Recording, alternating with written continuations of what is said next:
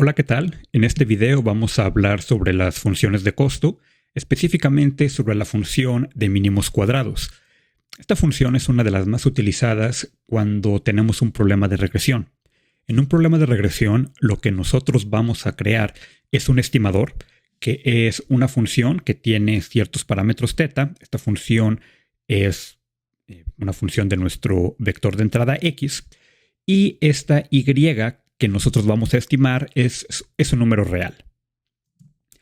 Y la función de costo más utilizada para estos casos es mínimos cuadrados. Quiere decir que nosotros vamos a tomar el valor real y le vamos a restar el valor que nosotros estimamos. Esto se le denomina el error.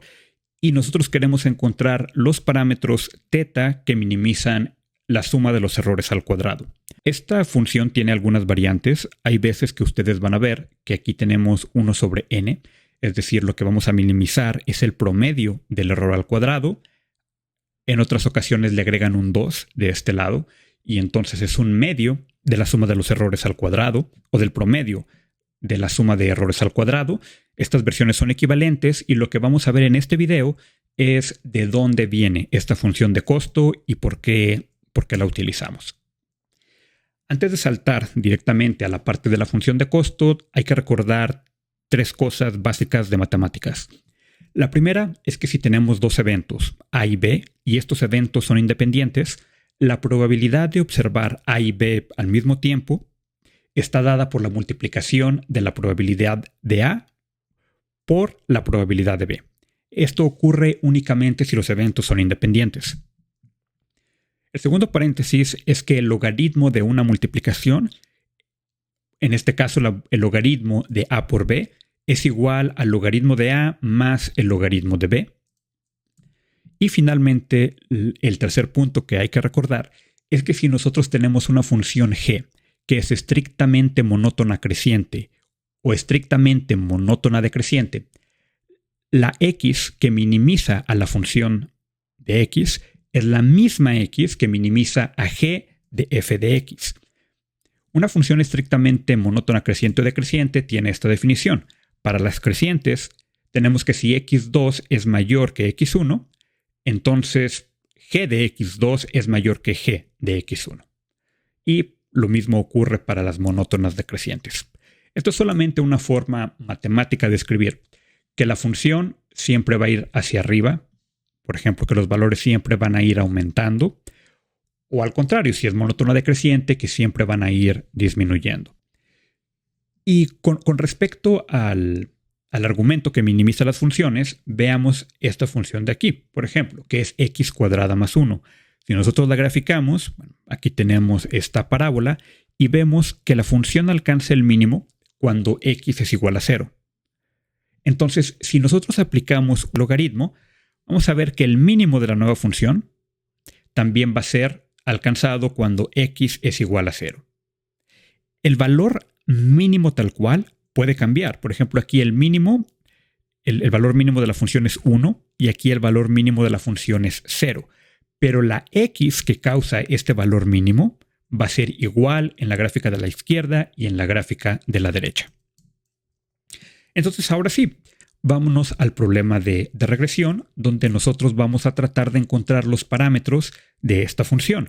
Esta función puede ser tan sencilla como una regresión lineal o tan compleja como una red neuronal.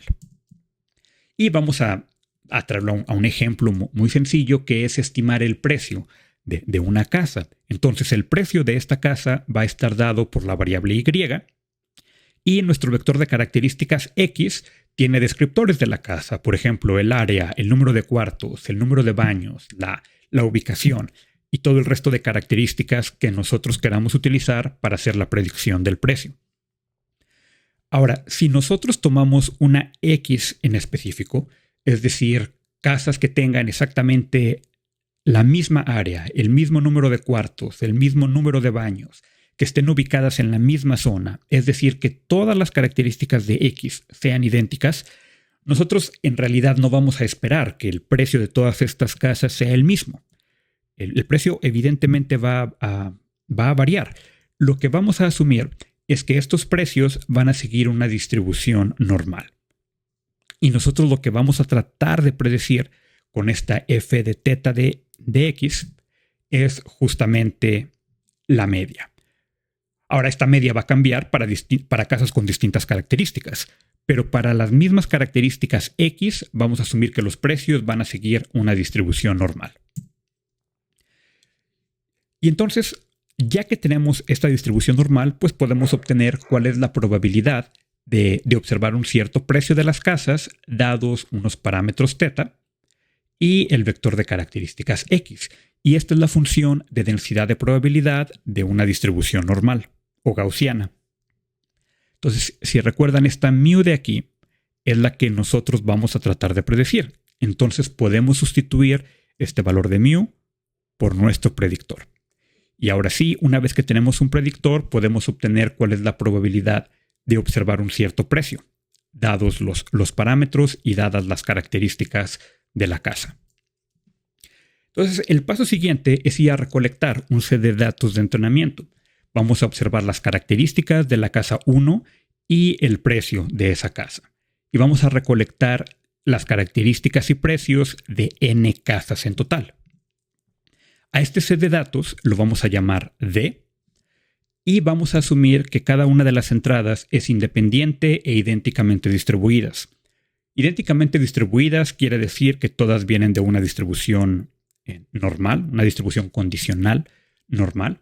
E independientes quiere decir que de todo el universo de casas, el hecho de elegir la casa número 1 no nos dice nada sobre cuál es la casa número 2 que va a ser elegida.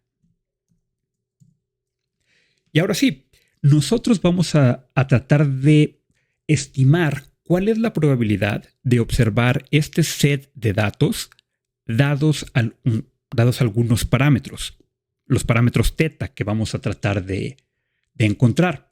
Entonces, ¿cómo calculamos la probabilidad de observar exactamente este set de datos?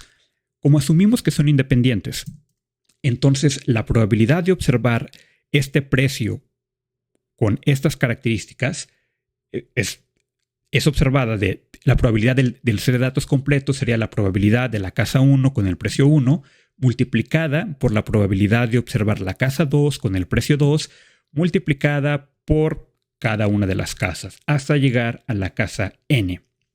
Entonces podemos escribir esto de manera más compacta como el producto. La probabilidad de observar este set de datos que nosotros recolectamos va a estar dada por la multiplicación de las probabilidades individuales. Y entonces nosotros lo que vamos a hacer en un problema de regresión es tratar de encontrar cuáles son los parámetros θ que maximizan la probabilidad de haber observado este set de datos. Es decir, el argmax de esta multiplicación. Y ese es el objetivo en los problemas de regresión. Entonces, si nosotros queremos maximizar esta probabilidad, resulta complicado trabajar con productos. Entonces nosotros podemos sacar el logaritmo de este producto. Si recuerdan, el logaritmo es una función estrictamente monótona creciente. Eso quiere decir que el argmax no va a cambiar. Y la segunda propiedad es que estamos sacando el logaritmo de una multiplicación. Y el logaritmo de una multiplicación es igual a la suma de los logaritmos. Entonces aquí vamos a tratar de maximizar la suma de los logaritmos, porque estos dos pues, van a tener exactamente... La θ que maximiza esta función es exactamente la θ que maximiza esta segunda función.